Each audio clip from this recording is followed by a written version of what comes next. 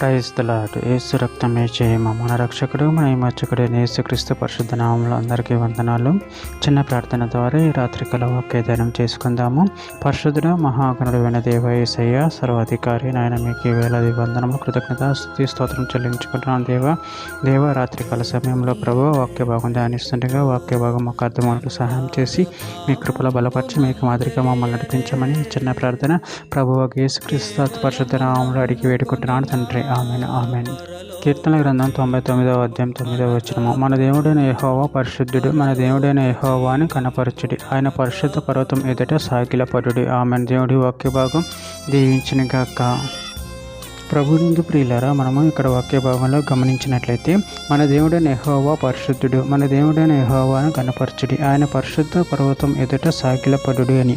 అదేవిధంగా వాక్య భాగంలో గమనించినట్లయితే సమూయేలు మొదటి గ్రంథం 2వ అధ్యాయం 2వ వచనంలో యెహోవా వంటి పరిశుద్ధ దేవుడు ఒక్కడునూ లేడు, నువ్వు తప్ప మరి ఏ దేవుడునూ లేడు, మన దేవుని వంటి ఆశ్రయదుర్గమేదీ లేదు.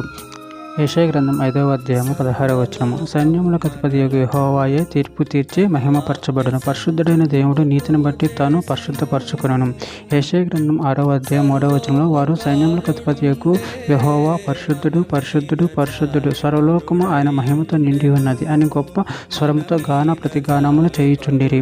యెషయా గ్రంథం 57వ అధ్యాయం 15వ వచనంలో మహాగణుడును మహోన్నతుడును పరిశుద్ధుడును నిత్య నివాసినైన వాడు ఇలాగ సెలవిచ్చుచున్నాడు, నేను మహోన్నత పరిశుద్ధ స్థలములలో నివసించువాడును, ఆయనను వినయము గల వారి ప్రాణమును ఉజ్జీవింపచేయుటకును నరిగిన వారి ప్రాణమును ఉజ్జీవింపచేయుటకును వినయము గల వారి యొద్దను దీన మనసు గల వారి యొద్దను నివసించుచున్నాను. పేతురు రాసిన మొదటి పత్రిక 1వ అధ్యాయం 15-16 వచనాలలో కాగా మీరు విధేయులకు పిల్లలై మీ పూర్వపు అజ్ఞాన దశలో మీకుండిన ఆశలను అనుసరించి ప్రవర్తింపక మిమ్మల్ని పిలిచిన వాడు పరిశుద్ధుడై ఉన్న ప్రకారం మీరున్న సమస్త ప్రవర్తన యందు పరిశుద్ధులై ఉండిడి.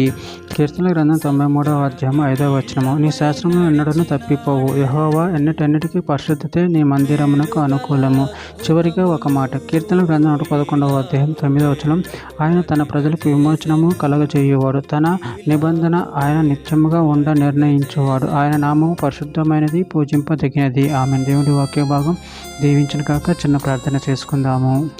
పరిశుద్ధుడ మహాగణుడు అయిన దేవ యేసయ్య, మీరు ఇచ్చిన వాక్యధారాన్ని బట్టి ప్రభావ మీ కృతజ్ఞతలు చెల్లించుకుంటూ మీ ప్రేమ కృపలు మా ప్రభావ నిరంతరం కాచి కాపాడే నీ పరిశుద్ధత ముందు ప్రభు నన్ను మమ్మల్ని నిలబెట్టి మమ్మల్ని పరిశుద్ధపరచమని నీకు మహిమకరంగా మమ్మల్ని వాడుకోమని ఈ చిన్న ప్రార్థన ప్రభు యేసుక్రీస్తు పరిశుద్ధ నామములో అడిగి వేడుకుంటున్నాను తండ్రి. Amen amen.